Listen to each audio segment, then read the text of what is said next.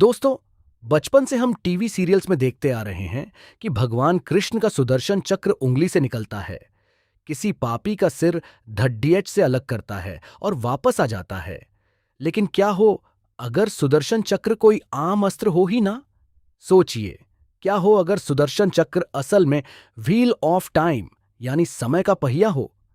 और जब ये किसी पापी का वध करता है तो ये सिर्फ उसका शरीर नहीं काटता, बल्कि उस इंसान का भूतकाल, वर्तमान और भविष्य को पूरे ब्रह्मांड की टाइमलाइन से हमेशा के लिए डिलीट कर देता है। सुनने में ये किसी साइंस फिक्शन फिल्म जैसा लग सकता है, लेकिन आज हम इस थ्योरी को साइंस और लॉजिक के नजरिए से डिकोड करेंगे। पॉइंट 1, गीता और समय द कॉन्सेप्ट ऑफ टाइम। सबसे पहले लॉजिक समझते हैं। भगवद गीता के 11वें अध्याय में जब भगवान कृष्ण अपना विश्वरूप दिखाते हैं तो वो साफ कहते हैं, मैं ही समय हूं जो दुनिया का विनाश करता है। भगवान विष्णु इस पूरे ब्रह्मांड का संतुलन करते हैं। उनके अस्त्र का नाम है चक्र, जिसका मतलब होता है पहिया या साइकिल।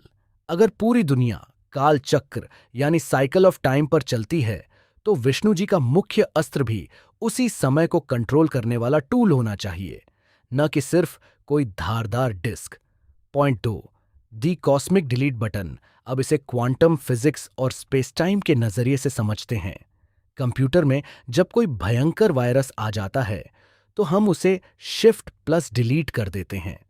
सुदर्शन चक्र भी इस ब्रह्मांड का कॉस्मिक डिलीट बटन है। जब कोई पापी जैसे शिशुपाल ब्रह्मांड के सिस्टम में बहुत ज्यादा नेगेटिविटी या केओस फैलाने लगता है तो सुदर्शन चक्र सिर्फ उसे मारता नहीं है, बल्कि उस पापी की टेम्पोरल सिग्नेचर यानी समय में उसकी मौजूदगी को ही इरेज कर देता है। ये ब्रह्मांड की टाइमलाइन को इस तरह एडिट करता है कि उस पापी के कारण भविष्य में होने वाली सारी तबाही भी अपने आप मिट जाती है। पॉइंट 3, मोक्ष का असली लॉजिक। अब इस थ्योरी का सबसे बड़ा सबूत देखिए। आपने सनातन धर्म की कथाओं में देखा होगा कि भगवान के हाथों मरने वाले हर भयंकर राक्षस को भी सीधा मोक्ष मिल जाता है। अब लॉजिकली सोचिए, इतने पाप करने वाले को अचानक मोक्ष कैसे मिल सकता है? हमारी टाइमलाइन वाली थ्योरी इसका सटीक जवाब देती है। मोक्ष तब मिलता है जब किसी इंसान के कर्मों का हिसाब पूरी तरह 0-0 हो जाए। कर्म हमेशा भूतकाल और भविष्यकाल से जुड़ा होता है। जब सुदर्शन चक्र किसी का भूतकाल, वर्तमान और भविष्य ही मिटा देता है तो उस इंसान का सारा कर्मों का हिसाब हमेशा के लिए डिलीट हो जाता है। अब न तो उसका कोई पिछला कर्म बचा और न ही कोई भविष्य। इसलिए आत्मा तुरंत जन्म मरण के चक्र से आजाद होकर सीधे परमात्मा में विलीन हो जाती है। निष्कर्ष तो दोस्तों, सुदर्शन चक्र सिर्फ एक उड्ढने वाला हथियार नहीं था, बल्कि ब्रह्मांड के बैलेंस को बनाए रखने की सबसे एडवांस टेक्नोलॉजी थी। ये समय को काटकर इतिहास को सुधारने का जरिया था।